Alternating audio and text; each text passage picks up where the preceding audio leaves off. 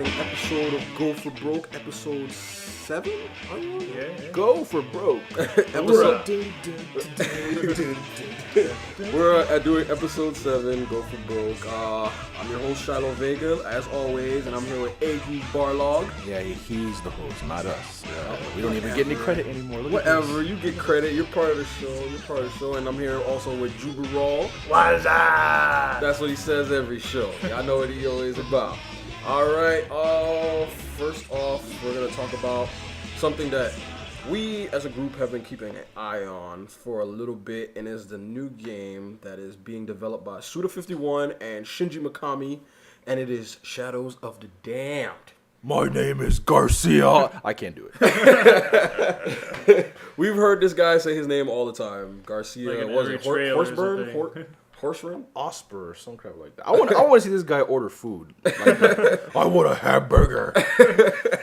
It's funny because Pickles will be my wrath. he's always yelling his name. Imagine him and Snake. We only saw this Snake. trailer. We only saw the trailer of him yelling his name and him shooting random stuff. But apparently the game looks.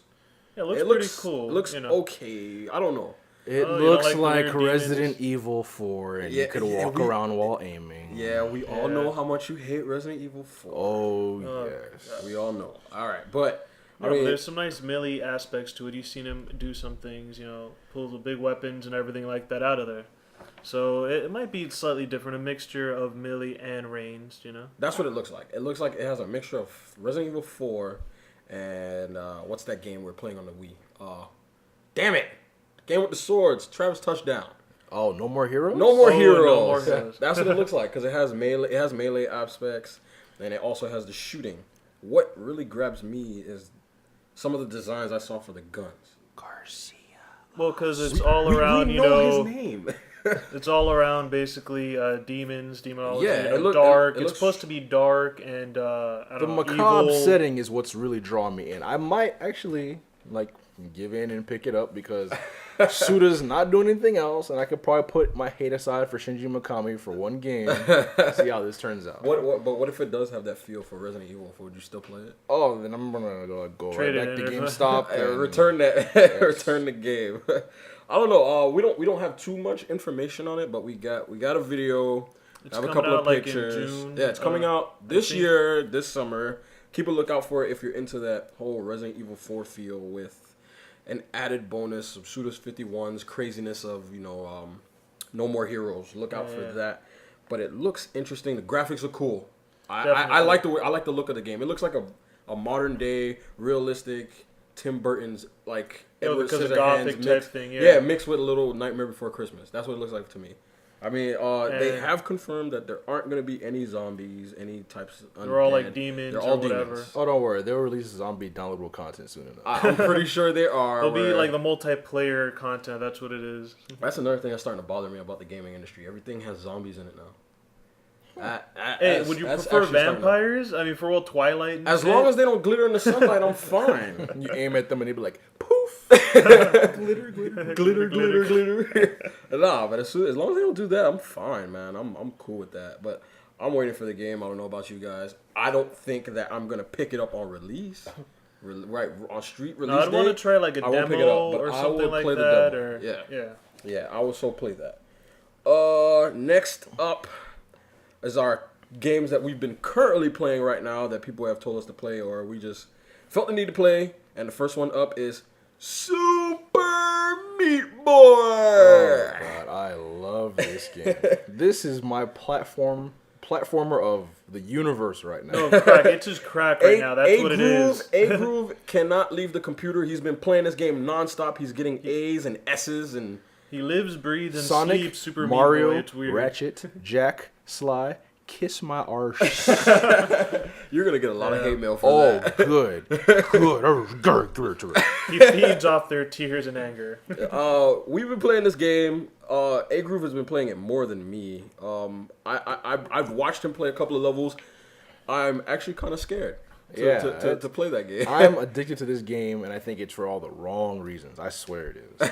Like what? It's just like when you wake up humming tunes, you know something's wrong with you. Oh yeah, that's right. Everybody, this guy has burned the soundtrack and bought it and freaking plays it in his car. He's going crazy. I need some help because I don't like driving with him now because he's always speeding through traffic. It's kind of scary. Oh, but people, you can't miss this. If you were ever looking for a platformer that just does it all right, and just pick it up. The game, it starts you out with everything that you need, which is just your skills, and they'll get better. Even though the levels look like hellish demon spawn, you'll get through them. There are some levels you just like press start, and you look at it and be like, what the hell is this? Yeah, because I remember there was one level that I saw you do where you had to go up through a tower and like lava will follow you. Yes, that was like insane. That just makes me think of like quests for RPGs. Like, oh, can you get me a glass of water? It's in the kitchen through the door. You open the door, and like flames and demons come out. And you're like, you can't get no water. Yeah. It's like, how the hell am I supposed to get that? How am I supposed to get through this? Here, take this pen. It's a great weapon. Trust me. It's freaking crazy. But Ed Groover's been playing the crap out of this game. He's gotten past like half the Dark Worlds right now. Like 70% of the Dark Worlds. I think I've completed 4 levels of Dark Worlds, like over 75% of the 5th, and I'm working on the other one still.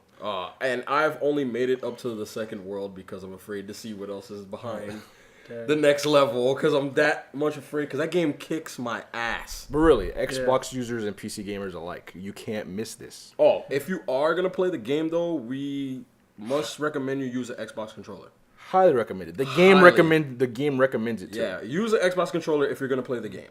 If you're gonna use a keyboard, just shoot yourself. If you're gonna use a keyboard, just send in your eulogies and we'll start reading them. We'll read them on the next episode of the show. But what we're looking at next. Next up is Fallout 3. Fallout 3. A friend told me to play it. I went to GameStop one day, bought it. I'm still playing it to this day. Trust me, people, I haven't gotten far, but so far it's overwhelming. The game overwhelms me with stuff to do. To be honest, it's like when I watched my friend play it, I like the setting, I like the system, I like the interface. The only thing that kills me is Bethesda. Every time you talk to somebody, it has to do that little, let me zoom in on their face and have them look at you cross-eyed. And like, it's almost as if you could see the acne on their face. Yeah, and it's like, hello, I have a quest for you. Will you please do this for me? And I was like, back off a little bit. You know, you look a little creepy. Even Liam Neeson seems like he's bored when he's reading lines in that game. I don't know. You know what's weird? I'm playing the game. I've gotten to a part. I'm really early in the game. I've gotten to the part where I had to go to a radio station. I had to go through all this underground tunnels and crap. But I mean, it's like everywhere I go, they're throwing like giant super mutants at my face. No, not just one giant mutant. You said there was like 6 or 8. Yeah, one time I was going through a tunnel. I was sneaking. I snuck my way past like a bunch of feral ghouls and all this crap. I opened the door and there's freaking like 3 super mutants like waiting right there to kick my ass. And I'm like, what the hell is this? What is this? And next thing you know, like a giant roach hits me in the face. And I'm like, what the crap? The thing that I really dig about the game, though, is the fact that despite all the technology and how the world looks, it has that it's stuck in the era that the world was destroyed in. Yeah. And so you're hearing songs out of the past, but you're sitting there unloading sniper rounds and machine guns, but then you hear all these old songs. You even have your own radio. You carry around a radio. Yeah, you carry around on the Pip-Boy. You have your own radio. You can switch tunes and stuff. What also makes that game a little on a side of like survival tip is that you have to scavenge for food and you have to be able to like repair your weapons. Weapons because sometimes they'll break or you have to take them somewhere. That game is crazy. It's a lot to do. So far, I'm trying to enjoy. No, because you said that the problem is there's almost like too many side quests. Yeah, there's too much to do, and it overwhelms me because I don't really know where the hell I'm going. And you gotta watch out for that radiation. You gotta watch out for radiation. Like I remember one time, like I'm like drinking water, and like I get radiated. I'm like, oh crap, let me go somewhere else. I walk into a town, and a giant fire ant attacks me. With fire. He blows fire in my face and kills me in like 2 hits, and I'm like. All right. So right now I'm currently going to take a break, but I'm going to go back and play the game again. But until then, we are going to move on to the next topic, which is, our industry stuff. And the first thing we're going to talk about is this new thing that they got going on called On Live. Ed Groove has told us about it. We checked out, me and Jubal checked out some videos. We checked out their website. You guys should really check this out. because it might change the face of gaming for years to come. I think the potential is there, but I'm not quite sure how to feel about this yet. Yeah, it's because it's almost like it's stealing players away. Before we move on, let's explain to them what it is. Like, I'm guessing it's sort of like a cable thing. Like, they send you like a box with like a controller. You hook it up to your TV. You can play games through like some type of service. Like, it's almost like Comcast. No, but you could also do on apps. You could do it on your iPad. Yeah, you can do it. You can do it on your iPhone. As long as you have anything that can stream, you can play console games from any internet or PC based device. Yeah, and it's like that's an innovation that I thought we'd never see. It never really came to my mind about that, but it's just I'm not quite sure how to feel about it because it sounds great. But I also get that nagging feeling that there could be something really negative about it. Yeah. One thing is that it sounds great. It sounds like a cool idea, but I think people want the idea of having the console in their house because this is you playing games. Yeah, this is you playing the game without the console, and you get it streaming it. I don't. There's a bunch of times you don't have internet access. You'd rather just be able to grab it, go to. If you're going to a hotel, you bring your system, your games, and you play it, and you don't need to be connected online. Yeah, but. So far, you could check out their website. It's onlive.com. They have 4 different types of payments. You can rent a game for 3 days for $5.99. You can rent it for 5 days for $8.99. You can get a month membership for $9.99, or you can have a full pass, which I think is a year, and it'll be $29.99. If you're interested in that kind of thing, guys, go and check it out. Here's some food for thought before we move on. If you have to have a good internet connection to play the game, what happens when you want to play online? That's the thing. Internet connection of an internet connection? I don't know. You're going to have to check that out. Dun, dun, dun. But the next in line is our tragic news of the day. And the topic is Squaresoft employees experience a Final Fantasy. You sure this is not a comedy? I don't know, but Squaresoft has literally killed off some of their employees because of Final Fantasy 13.